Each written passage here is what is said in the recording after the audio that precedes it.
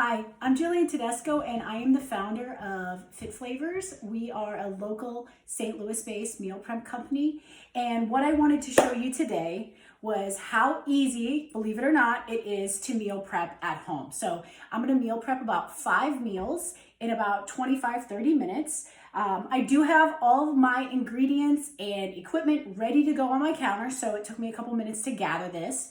I highly recommend doing that before you go to cook anything at home. It's just gonna save you time from running to your pantry, back to your refrigerator, digging around in your drawer for something, and you will not burn anything if you have it all ready to go. So that is a very valuable lesson I learned when I was in culinary school. It's called mise en place. Have all your stuff ready to go in place and you will do a better job. Okay, so I'm set up today. What we're gonna do is we're gonna make one of my family's favorites, and I'm just gonna do this one because most everybody enjoys it. It's a chicken-based meal. It's paired with rice, my kid's favorite vegetable, which is broccoli, thank God. But what I'm gonna do is I'm gonna spruce it up. So I have very basic ingredients and then I'm gonna build from there. So my meal is gonna be balanced because there's a protein, a starch, and a vegetable.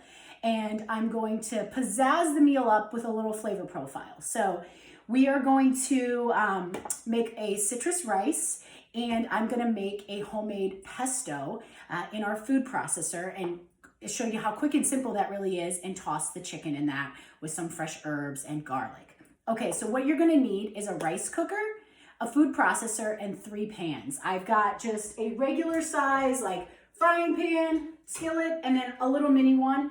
And then I also have a little stock pot for my vegetables. And I'm gonna show you a cool way to cook your fresh green veggies, okay? So I love the rice cooker. It is like the coolest thing because set it, forget it, rice is ready very soon. And that's what we're gonna use today. So what we're gonna do is we're gonna use a whole grain basmati rice, and my family loves this rice. So it's the one I chose. We also use basmati rice at Fit Flavors. So I'm gonna do about a heaping 1 cup of basmati rice, and then I'm going to put in a little bit of turmeric. And it's an anti-inflammatory spice. I'm gonna do about 1/2 teaspoon in here. But what this does is it gives the rice the most vibrant yellow color. And you're just gonna love the way it looks when it comes out of the rice cooker. And we're gonna finish it with our lemon. That's gonna be our citrus. So I'm gonna do about 1.5 cups of water in the rice cooker for the basmati rice. And I'm gonna get this started. I'm gonna set it here on the back counter so it's out of our way, and then we're gonna get started on cooking.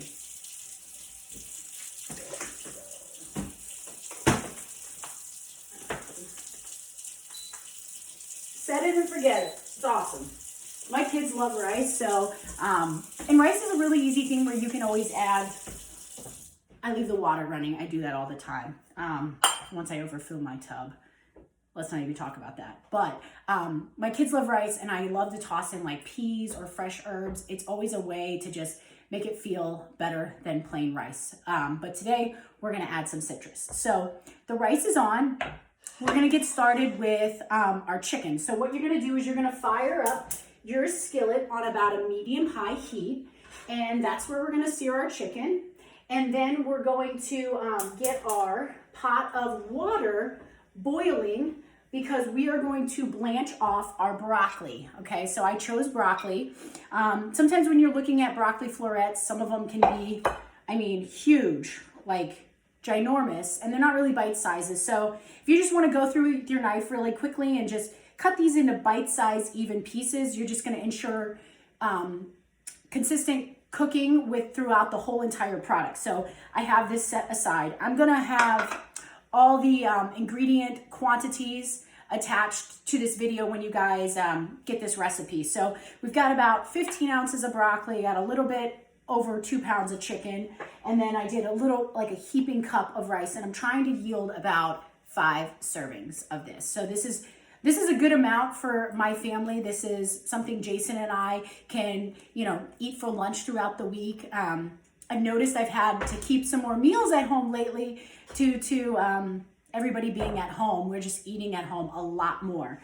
Okay, so with my diced chicken, a little tip when you're dicing up your chicken, slice the breast in half and cut it in a couple chunks. If you're gonna cut your chicken into really small little pieces, you have a higher chance of overcooking your chicken and it drying out. So with bigger chunks, you can keep a little bit more moisture in the chicken. And I love a diced chicken breast because you can get a ton of sear throughout the whole, all sides. And I'm gonna show you how to properly sear chicken in a pan, okay? So if you were to toss all this chicken in your pan, you could absolutely cook it. You'd be stirring it and steaming it. You would not be searing it, okay? That's not what we want to do here. We want to get a beautiful singe on this chicken. So one of my favorite products in my kitchen is my spray. And I use the avocado spray, which has a smoke point of 500 degrees, whereas an olive oil smoke point is much lower. It's like 125 to, 325 to 350, depending on the type of olive oil it is. But you do not want to saute high heat with this oil. It's just going to damage the oil and create free radicals. So opt for a high smoke point oil, which is an avocado oil. It's a healthy oil. So I also love this one because it doesn't have a bunch of extra ingredients. It's avocado oil. That's it. So we're going to go ahead and spray this in our pan. And go ahead and grab yourself some tongs. And we're going to throw about half our chicken in. You hear that? That sizzle? That's good. That's what you want to hear. That means the pan is hot and it's ready to go. And it's going to lock off a lot of flavor in your chicken. Okay. And I'm just trying to fill the pan to where I've got some gaps in here. I was hoping to get this in 2 batches. I might have to do 3. We'll see.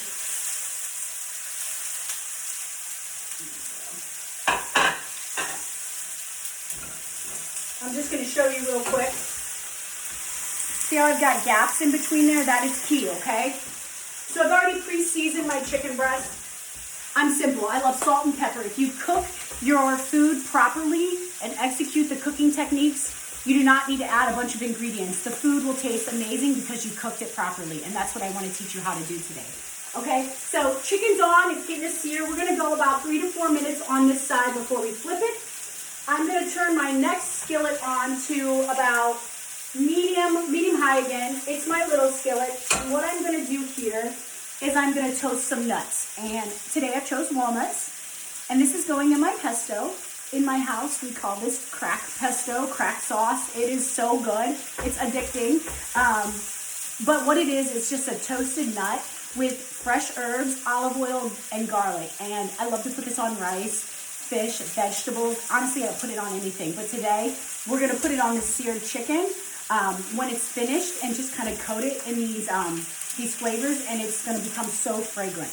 All right, so we're going to throw these in our skillet to kind of toast. Some tips on toasting nuts. I mean, honestly, you should toast them in the oven, 10 minutes, 350. They'll come out perfect. Again, set it, forget it. Don't forget it. Set your timer.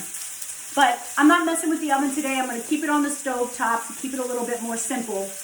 You have to keep an eye on these things. You do not want to burn your nuts.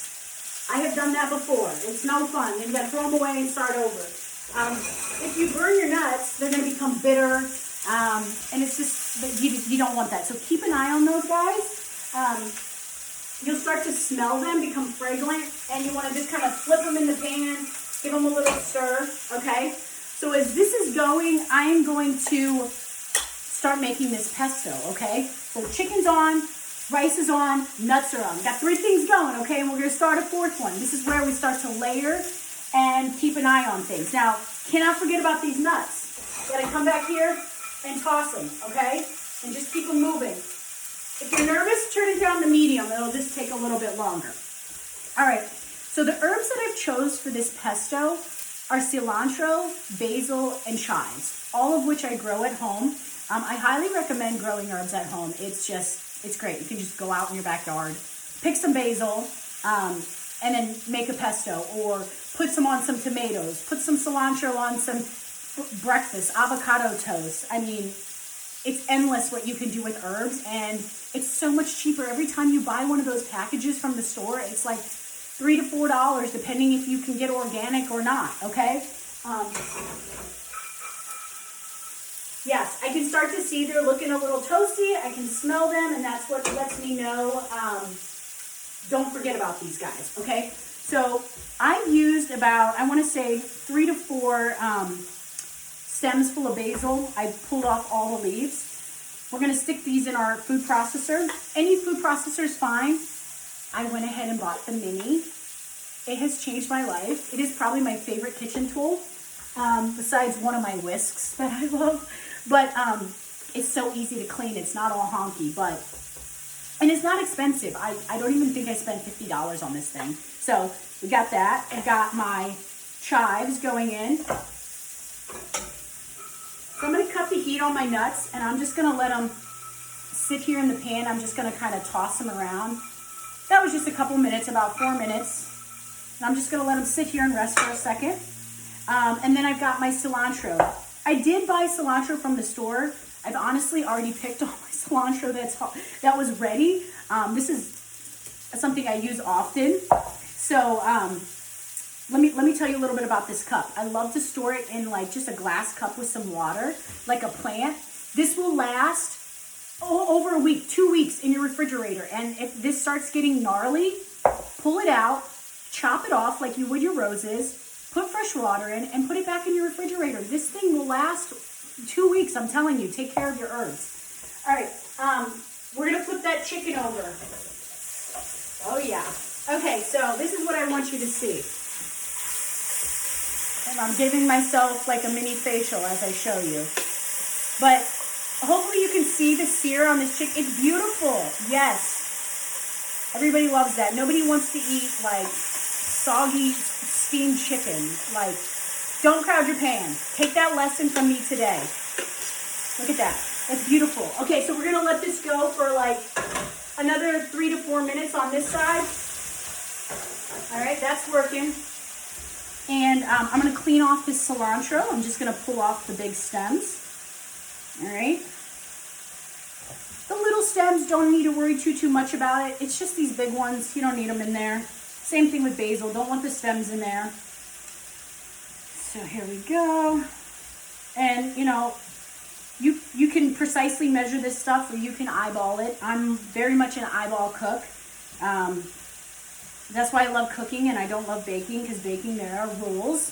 And if you don't follow them, it doesn't come out right. And I feel like not a success. But with cooking, I can like let my creative side go, and it always ends up working out. And if it doesn't taste right, I just add a little something else and it works out. You cannot do that with baking. Let me tell you, that was the only class in culinary school I did not excel in. Let me tell you, that blueberry pie, oh my God. It was like soggy. When I got graded on that in class, it was so embarrassing. I was so disappointed in myself. I couldn't get the crust to cook on the bottom. And it was like, you know how blueberry pie has that like consistency where it's like, it's kind of loose, but it's stiff enough to where you cut a piece. Mine was just like run down. And I was just like, I hate to bake. But I love to cook. I think just because there's a lot more creative freedom in it. All right, so I'm going to add these nuts right into my food processor. All right.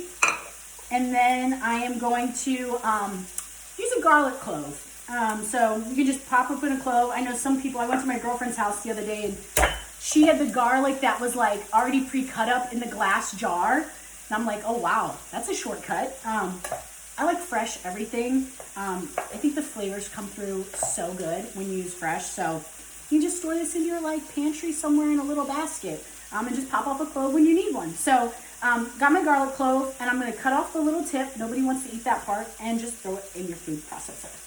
All right, and then olive oil. So I always want to choose a high quality, extra virgin, first cold pressed olive oil. I call myself a snob when it comes to food. Like, I want highest quality I can possibly get. It's going in my body. My body's a temple. Like, I want to keep my body healthy. So I'm going to choose a quality product. Don't choose quality products. You're just not going to get the same health benefits. So I also love this sitting out on my counter. I think it's really cute. I actually import a olive oil from Greece that I love. But anyways, okay, so in the food processor, I'm gonna add probably about a third a cup of oil in here. I'm gonna lid this. Let me throw a touch of salt in, just a little pinch, probably about a half a teaspoon. And I'm gonna go ahead and turn this on and process this.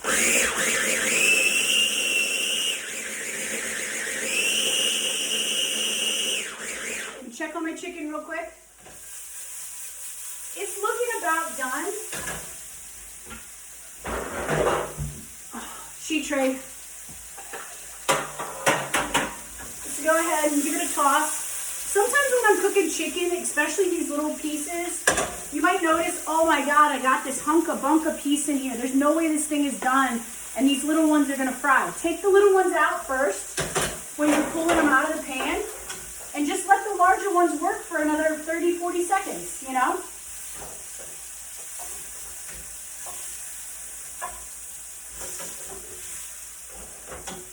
All right. I got a couple pieces in here that are kind of big. I'm just gonna let them sit for another sec. And we're gonna pull all this chicken together with the pesto when we're finished, okay? So chicken's coming out. I am going to re-spray my pan with the avocado oil. I love it. It just perfectly coats the pan with minimal oil. And go ahead and toss in the rest of your chicken.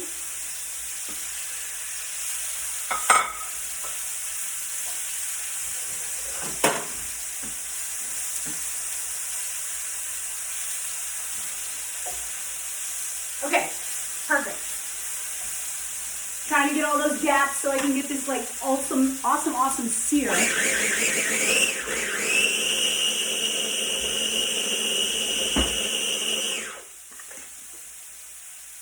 yeah, that's perfect. Just needs to blend for a little bit longer.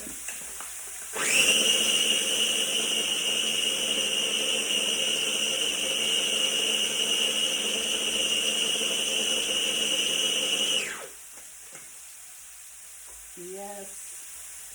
All right, I'm gonna blend it a little bit longer.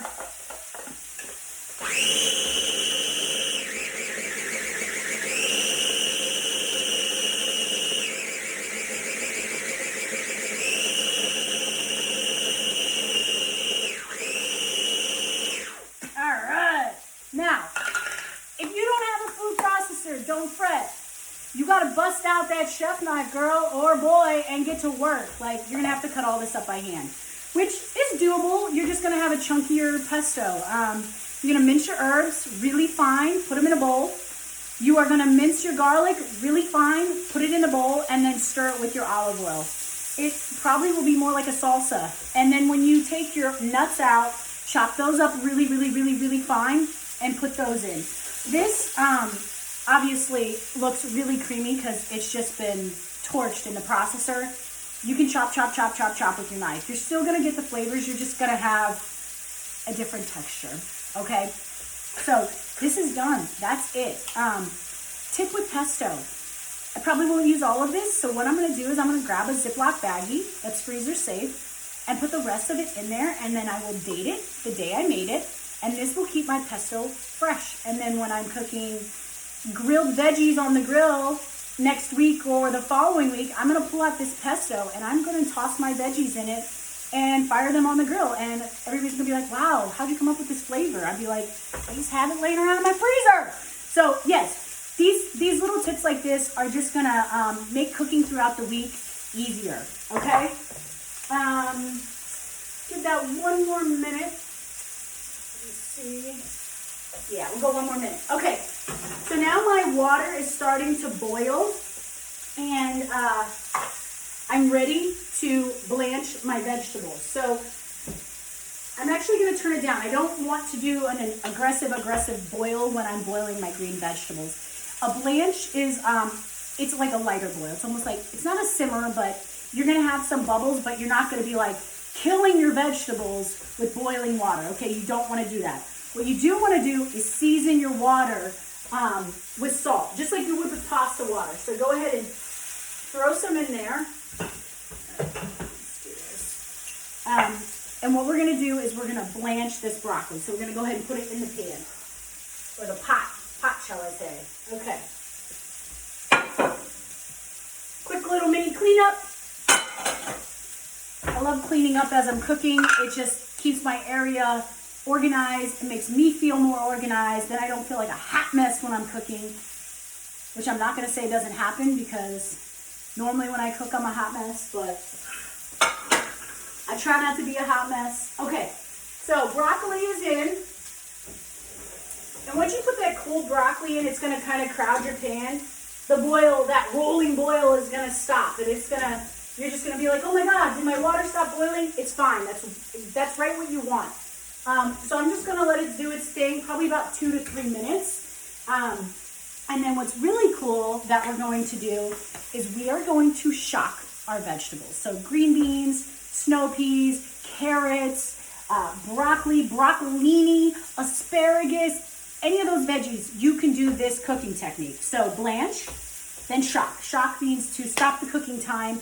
We're going to put it in an ice bath. And what that is going to do is going to lock in that bright, vibrant green color and is going to stop the cooking, okay? So that's working. I'm going to flip this chicken. There we go. Looks perfect. Perfect, perfect. I love to cook. It makes me happy. It's like painting or drawing or journaling, I'm sure, for some people. I just love to freaking cook. I don't care if it's like 8 o'clock on a Monday. I will cook. What was I gonna say? I love to listen to like Frank Sinatra and Michael Bublé when I cook. I sometimes feel like an old Italian lady, but like, I don't know, it just puts me in like the zone. I also love listening to like reggae music. There's also a channel on Pandora. It is my absolute favorite. If you haven't checked it out, you have to check it out. It's called Miami Poolside Chill. You feel like you're at a pool in Miami just chilling because the music is so awesome. So, those are my 3 favorite things to cook too. All right, so chicken is finishing on the second side. First batch is done. My broccoli is working in this blanch water. Okay, we're gonna go about 1 more minute in here. We'll take it out and shock it. My pesto is done. And my rice has got about 9 minutes left, 8 minutes left. And then I'm going to add my lemon. So citrus is a really cool thing to cook with. Acid is powerful. It has the ability to really take a dish up a notch. And what it does, and that sometimes as people when we're eating meals, we don't realize all the things that chefs take into consideration when they're cooking, but they're building a flavor profile. This is gonna sound funny, but to have this explosion in your mouth, whether it's through texture or flavor. And by layering certain elements like spice, sweetness, saltiness, umami, and sour, you create a very powerful dish. And lemon, being a citrus, is something you can add to a dish when you feel like it's a little bland, and it'll really brighten the dish, because acid can cut through a lot of things and really brighten up a dish. So I like it in this dish because we've got some sweet floral flavors from the basil, you know, and we've got like a little bit of a spiciness from our garlic, and then we get this acidicness from this lemon. When you eat the dish together, it's really gonna have a ton of flavor. And I must say the colors in it are just beautiful, because you've got bright, bright yellow, bright, bright green. All right, so broccoli is about done, so I'm gonna pull it out and put it in the shock water. So ice bath. Go ahead, cut that heat. Okay.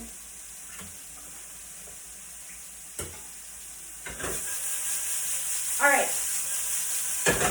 Here's where like cooking a couple things at one time can get kind of scary, because you can burn some stuff. So consider what you're doing, okay? I need to take the broccoli off. It's done. Chicken is finishing. All right, so what we're gonna do with this chicken is we're gonna add back our other chicken. We're gonna cut the heat because it's done. And I'm going to fold in just a couple tablespoons, probably 2, of that pesto, just enough in the warm pan to kind of warm up that garlic, make it fragrant, and coat all of my chicken evenly. So chicken goes back in. The heat's off. Gonna add 2 tablespoons of my pesto or so. Yep. Get my little spatula. Oh, I can smell it. It smells so good, you guys. All right. Oh, it smells so good. Oh my gosh. Simple flavors go a long way. Okay. And you can see, like, no joke, there's beautiful color on every piece of that chicken. It's because you took the time to sear it properly. You gave it room to breathe in the pan, and it gave you that perfect singe that everybody likes, okay? So take it out of this pan, because you don't want to just keep cooking. Spread it out to cool down, and your chicken, your pesto chicken is finished, okay? So let's talk about these veggies real quick. So, the reason I like this step when I'm meal prepping is because you're not just going to eat this broccoli right now. Like if you were serving dinner, you could pull it out of the blanch water, drain it. You wouldn't need to shock it, and you could season it and serve it that night because you would want it warm. Since this is going to go into the fridge in a meal container and I'm going to reheat it later, I don't want this to just continue cooking after it comes out of the warm water, because that's what it will do. It will continue to cook, and it will continue to cook, and it will become softer and softer, and it will start to lose the bright pigmentation from the chlorophyll. So all this green will start to kind of dinge out. Have you ever seen like kind of your veggies look like an army green color? That's because you've overcooked them. So we don't want that. We want the most perfect, beautiful, vibrant green color. And that's done with, you can do that with shocking. And that was a lot of water. Okay. That's one of the extra steps we take at Fit Flavors to ensure our veggies are key for you guys. If you ever order meals from Fit Flavors. So I would typically let this drain a little bit more in here, because you'd be surprised how much water those florets retain. And you don't want a ton of water in your meal prep container. So we're just gonna let this drain here and do its thing. Wipe this up. And then I'm going to show you how I pull this yellow rice together, okay? So,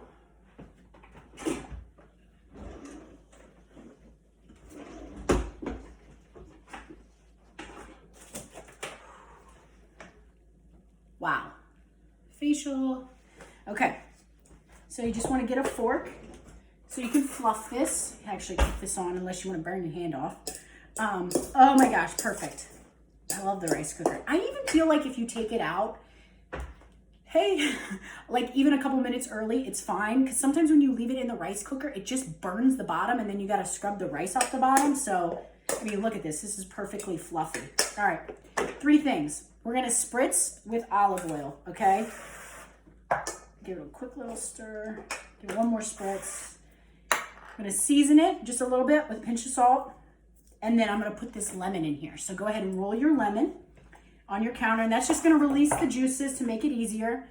I've got a couple different lemon squeezy things. This one's cool because it catches all the seeds. I love that. And you're going to go ahead and just put a whole lemon in here. So I think it's kind of cool that the rice is yellow, and then you're going to taste a lemon flavor. All right. So there we go. And that is that. So then we just give that a quick stir, and that's done, and it's cooling. All right, our meal is finished, people. It's been 28 minutes. I'm gonna finish this with olive oil and a touch of salt. Let me taste it first. I'm not even gonna add salt because I seasoned the water enough. It's fine, it tastes awesome. I'm just gonna use this bad boy, same thing. Extra virgin olive oil, nothing else in here because I don't need nothing else on my food. I don't need anti-stick. This is a finishing spray, so I just want oil. I just don't want to take this and pour this on here and add. It's a waste of product, and you just don't need that. This is beautiful. You know what I've also been using this for? Like, I make salads for Jason and I a lot of times for dinner. Sometimes I'll just spray our salads and put some vinegar on there, and I mean, this is awesome. It's like on every bite. It's great. Okay, so we're done cooking. So we're gonna assemble. I've got these really nifty containers that I took from Fit Flavors. They've got these lids here. You can get these on Amazon. So if you want to be super particular, bust out your scale. I don't typically measure my stuff anymore. I've stared and packaged enough meals in the last 11 years, millions, that I don't need to measure, but I'm going to show you quickly. So the way I set this up was to yield about a 3/4 cup portion of rice in the container.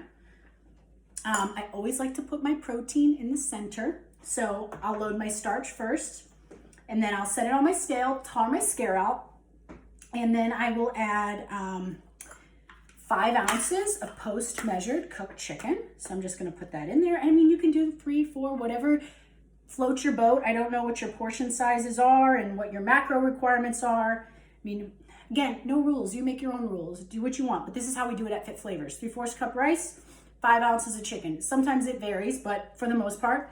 And then for our broccoli, we will do a 3-ounce portion of vegetables. So I'm just watching my scale, and I'm gonna add 3 ounces in there. And there is your meal. It's pretty awesome. It's gonna taste delicious. And now I have 5 of these. So I'm gonna get these prepped up. I'm gonna fully let this cool on the counter like this, let the steam come out. No need to lid these when they're steaming and put them in your fridge. Let that baby air out, okay? So I just leave them out on the counter. Typically when I do this, Jason comes by and he eats one. It doesn't matter what time of the day it is or whatever, he just like eats food every time I make it. So I'm always down a meal. But anyways, get these packaged up, get them in your fridge. One more tip, grab a Sharpie, write the expiration date on them because you will forget when you make them. So give your chicken 5 to 6 days from when you make it, and you will be good to go. So I hope you enjoyed this video, guys. Again, I'll put all the information and directions on here. Feel free to reach out to me if you have any questions about healthy meal prep in general, or just cooking. Like I said, I love this stuff, and it's what makes me the most happy. So hope you enjoyed this, and enjoy the rest of your time. Bye.